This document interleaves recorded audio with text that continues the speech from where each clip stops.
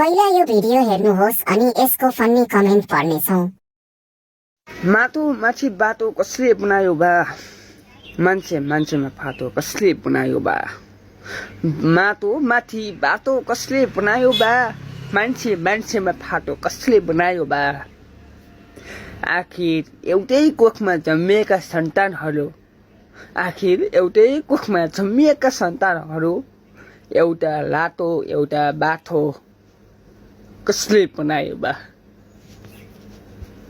महोदय, माटो माथि बाटो डोजरले बनायो बा? मान्छे मान्छेमा फाटो घमण्डले बनायो बा? सायरी त सबै ठिकै छ बाबु, तिम्रो यति साह्रो लाटो तिमीलाई कसले बनायो बा? महोदय, तिम्रो बोली तोतले कसले बनायो बा? मैले गराको छोरा। महोदय, त्यो आँखोमा बस्न आउने माखो कसले बनायो बा?